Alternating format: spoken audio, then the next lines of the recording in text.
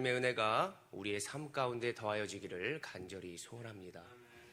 오늘의 데살로니가 교인들은 예수님이 오시기 전에 그 재림에 있을 그때와 마지막 때, 그리고 우리보다 먼저 죽은 자들에 대하여 많은 것들을 오해하고 어렵게 생각하고 있었습니다. 또한 그 당시의 철학자들은 죽는 것, 마지막이 끝이다 라고 그들에게 가르쳤기 때문에 성도들의 신앙에 많은 것들의 어려움이 있었고 방해적인 요소가 있었다고 할 수 있는 것이죠. 죽음, 그리고 인생의 마지막, 이러한 단어를 들었을 때 우리는 어떠한 것이 생각이 듭니까? 인생에 있어서 죽음과 마지막이라는 것이 결코 슬픈 것이 아니라 소망이 있는 것이고, 그리고 새 출발을 할 수 있다는 사실을 우리가 먼저는 기억해야 할 것입니다.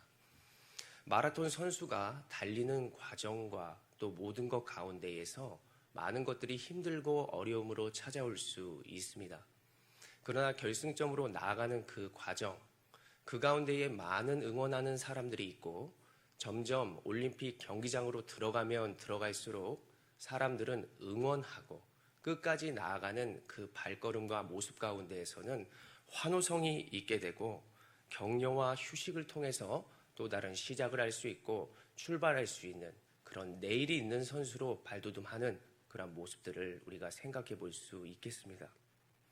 그래서 우리에게 과정 중에 어떤 어려움과 고통이 있을지라도 분명히 그것은 끝이 아니고 과정이다. 그리고 그 과정 중에 하나님께서는 분명히 함께 하시고 우리에게 응원을 더하여 주시며 두 팔 벌려 결국 결승점에서 우리를 안아주실 것을 우리는 꼭 기억하시기를 원합니다. 오늘 바울은 바로 이 사실을 성도들에게 말씀해 주는 것이죠.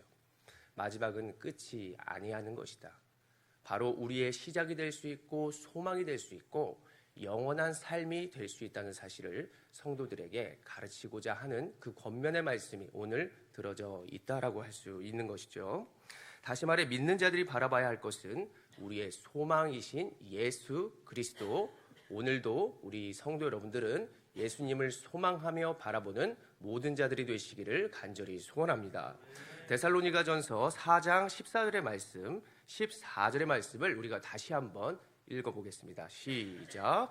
우리가 예수께서 죽으셨다가 다시 살아나심을 믿을지인데 이와 같이 예수 안에서 자는 자들도 하나님이 그와 함께 데리고 오시리라.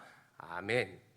예수님이 십자가라는 곳에서 죽으셨지만 그 십자가에서 다시 살아나신 그 부활을 너희가 믿어야 할 것이다 라고 말씀을 해주는 것입니다.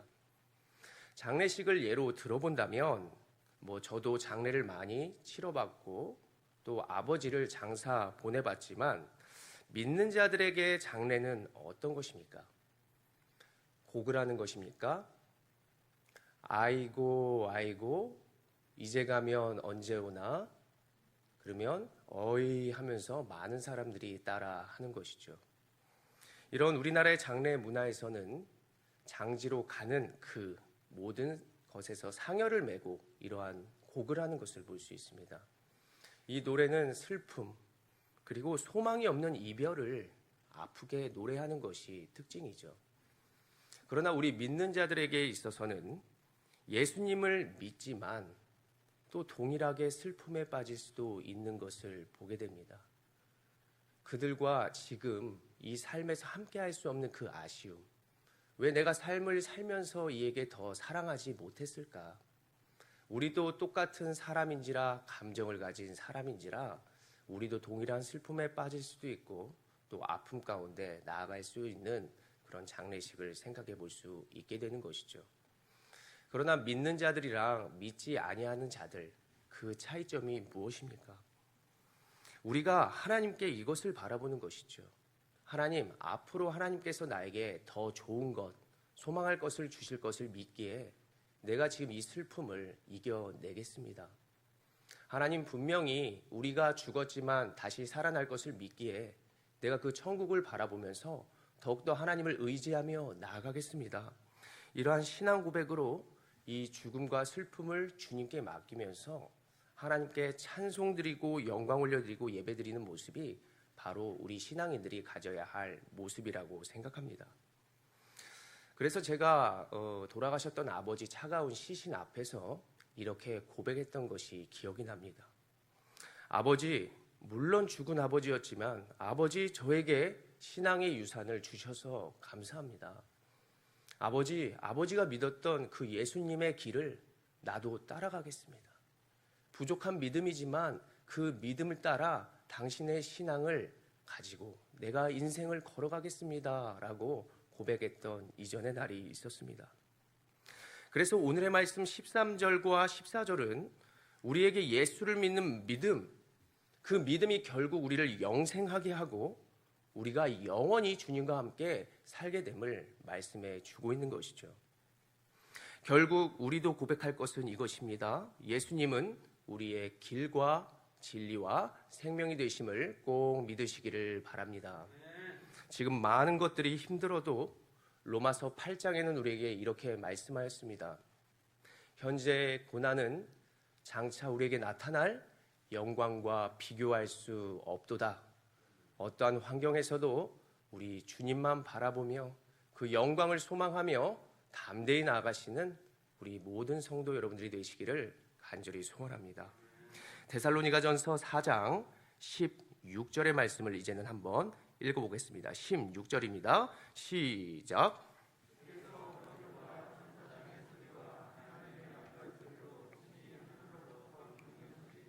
그리스도 안에서 죽은 자들이 먼저 일어나고, 아멘. 4장 15절부터는 17절까지는 바로 죽은 자들, 부활의 순서를 우리에게 보여주고 재림의 때를 알려주고 있습니다. 우리가 살아서 만약에 예수님의 오시는 그 재림을 보게 된다면 우리가 죽은 자보다 결코 앞설 수 없는 것이다. 죽은 자들이 먼저 일어나고 그리고 우리의 몸이 들린 바 되어서 주님을 배웁고 그리고 그 재림의 때를 보게 되는 것이죠. 그때의 귀로는 천사장의 소리와 나팔의 소리가 들린다라고 성경은 이야기하고 있습니다. 이스라엘 백성들이 전쟁 가운데 나아갈 때 많은 두려움이 있었을 때 나팔 소리와 그리고 천사장의 소리가 들리게 되는 것이죠. 바로 그와 같은 소리가 들리게 되어지는 것인데 분명한 승리 그리고 그 승리 가운데 울려 퍼지는 그 소리, 이것은 바로 그들에게 승리의 함성이고 내가 결국 해냈다. 진정한 영광이 우리에게 임했다라고 했을 때나 들리는 소리였습니다. 우리의 재림 때에 이미 약속된 승리의 함성이 결정되는 순간 바로 더 큰 소리로 외쳐지며 하나님이 우리를 맞이하여 주신다는 것이죠. 이때 먼저 죽었던 믿음의 선배들의 영이 이 땅의 육신과 연합체를 이루어 영광이 되고 바로 이 영광이 되는 것을 오늘 성경은 14절, 15절 눈으로 한번 보십시오. 14절과 15절 이 죽은 자들의 육신이 14절, 15절, 5장 10절을 우리가 눈으로 보면 그 육신이 무엇을 하고 있었다고 말을 하고 있는 것입니까? 죽었다고 하나요? 아니죠. 자는 자다라고 표현을 하고 있습니다. 그 자는 자가 과연 무엇일까? 우리가 마가복음 5장과 누가복음 8장을 보면 회당장 야이로의 딸이 죽은 장면이 나타나고 있는 것을 볼 수 있습니다. 사람들이 그 아이의 숨이 끊어진 것을 보고 통곡하고 있는 것이죠. 아이고 아이고 죽었다. 이렇게 심히 통곡하고 있을 때 예수님이 뭐라고 말씀하십니까? 오늘 마가복음 5장 39절의 말씀을 보면서 한번 알아보고자 합니다. 5장 39절이요. 시작. 들어가서 그들에게 이르시되 너희가 어찌하여 떠들며 우느냐? 이 아이가 죽은 것이 아니라 잔다 하시니. 잔다라는 그 표현은 휴식하고 있는 것이다. 무언가를 준비하기 위해서 잠깐 쉬고 있는 것이다 라고 하는 뜻이 쓰여져 있습니다. 앞으로 살게 될 것을 소망하는 자리에서 기다리고 있는 것이다 라고 하는 그러한 뜻이 쓰였다는 것입니다. 오늘 데살로니가 전서에서도 잔다 라고 하는 표현이 3번 언급되는 것을 볼 수 있는데 이 잔다 역시도 누군가가 무엇을 하게 하기 위해서 잠들게 하다. 그리고 잠들게 하다라고 하는 해석 가운데에 앞으로의 소망을 바라보게 하는 그러한 부분으로 해석해 볼 수 있는 것이죠. 그 자고 있던 육신이 바로 하나님의 때에 하나님이 원하시는 방향에서 영광스러운 완전체를 먼저 이루고 그 다음에 우리의 몸이 그것을 배웠고 강권적으로 끌어올려져 하나님의 능력으로 끌어올려져 그들과 함께 하나님과 동고동락하게 되는 그런 모습을 갖게 되는 것이다 라고 하는 순서를 볼 수 있습니다. 17절의 눈으로 보십시오. 말씀합니다. 17절은 그리하여 항상 우리가 누구와 함께 있으리라? 주와 함께 있으리라 라고 하는 미래형 소망이 쓰여져 있는 것을 보게 되는 것이죠. 그래서 마라나타, 그리 승리의 함성과 그리고 최종 승리가 우리에게 있게 되어지는 것이다 라고 하는 것을 소망하시기를 간절히 소원합니다. 이제 본문 5장은 마지막 주의 날과 시기에 대해서 우리에게 말씀해주고 있습니다. 데살로니가 성도들은 혹독한 환난과 핍박을 바라보면서 자신에게 속한 어려움을 생각하면서 심판이 이제 왔구나, 이제 우리는 죽는구나, 이런 조급함, 두려움, 그런 촉박함, 임박한 종말 가운데에 살고 있었습니다. 그로 인해서 잘 준비된 신앙과 성실한 모습으로 나아갈 터인데 그렇게 살지 못하고 막 분주하게 되는 것이죠. 이전에 우리나라에 휴거가 있을 것이다 라고 했을 때 많은 사람들이 물을 사재기를 하고 컵라면을 사고 죽음을 기다리는 그런 분주한 모습들을 우리가 생각해 볼 수 있죠. 그래서 바울은 이러한 모습 가운데에 성도들에게 마지막 때와 주의 날을 바로 설명하고 가르치고자 애썼습니다. 분명히 너희들 때에 마지막 때가 분명히 있을 것인데 그것은 그 임박한 종말 가운데 너희를 어렵게 하려는 것이 주님의 뜻이 아니야. 이 마지막 때에 너희가 해야 할 것은 오늘처럼 성실히 예배하고 주님 오실 길을 준비하면서 하나님 앞에서 예배하며 잘 준비된, 잘 성실하게 나아가는 그런 모습이 너에게 필요하다라고 하는 것을 가르치고자 했던 것이죠. 이렇게 하나님이 분부한 것들을 성실히 잘 지키면서 하나님의 부르심을 받은 그 환경과 자리에서 성도로서의 삶을 잘 살아가기를, 빛이신 예수 그리스도를 잘 따라가기를, 그리고 너희들이 바로 빛의 자녀들이며 그 빛을 밝히 비춰야 하는 그러한 사명이 있다라고 하는 것을 바로 가르친다라고 하는 것이죠. 데살로니가전서 5장 5절의 말씀을 같이 읽어볼까요? 5절입니다. 시작. 낮의 아들이라 우리가 밤이나 어둠에 속하지 아니하나니. 아멘. 믿음으로 흔들리지 말고 깨어서 너희가 성실하게 구분되고 분별된 삶으로 나아가야 하는 자들임을 바로 바울은 알게 해준다는 것이죠. 그래서 우리가 왜 그렇게 살아야 할까? 내가 이 정도만 살면 되는데 왜 더 그것을 하나님은 오늘 알게 하시는 걸까? 라고 하는 것을 생각해 보게 됩니다. 우리는 멸망할 자들이 아니니까, 우리가 썩어진 자들이 아니니까 썩어진 것, 어둠의 것, 그 세상의 것에 취해 살아가는 것이 아니라 구원받은 자녀들이기 때문에 영원한 생명된 그 삶에 합당한 영원한 것을 바라보고 그것에 바로 취하고 살아가는 그런 인생이 되어져야 하는 것이구나.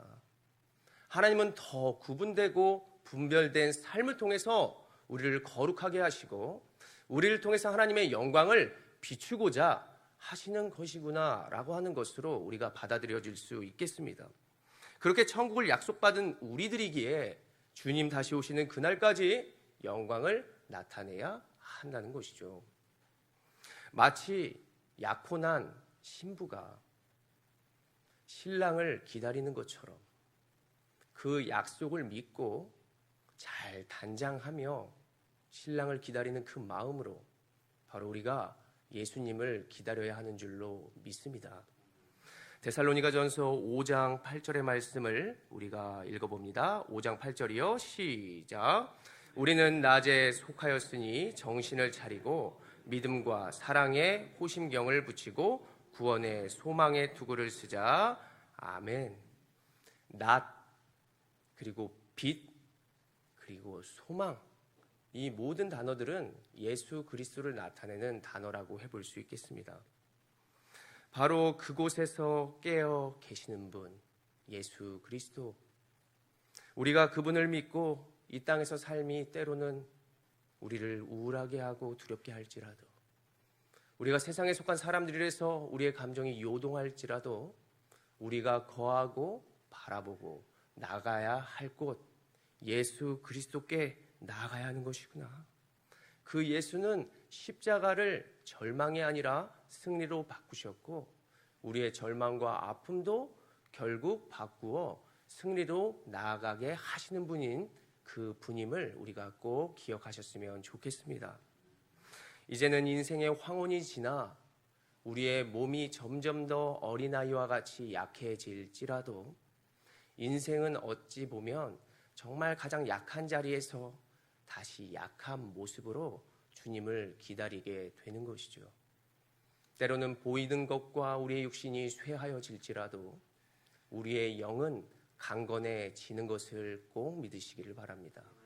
우리의 마음이 강건하기에 우리가 때로는 어렵고 힘들지만 또 이제는 세상을 의지할 수 있는 그러한 모습이 아닐지도 모르겠지만 이제는 더욱더 보이지 않는 것, 그 약함이 또 하나님께 더 의지한다는 것, 그리고 점점 더 우리가 쇠하여질수록 하나님의 능력과 말씀을 붙들어야만 한다는 것, 하나님을 그것을 알고 계시기 때문에 우리는 점점 더 어렵고 힘든 순간에도, 그리고 나이가 들수록 약해질지라도 우리 주 예수 그리스도를 끝까지 붙들고 주변의 빛과 소금의 역할을 잘 감당하면서 우리의 자녀들을 잘 양육하고 온사랑교회가 그 예수 그리스도의 빛을 비추며 주의 사랑에 매여 담대히 고통과 죽음에 맞서서 승리하며 나아가는 온사랑교회 모든 성도 여러분들이 되시기를 간절히 소원합니다.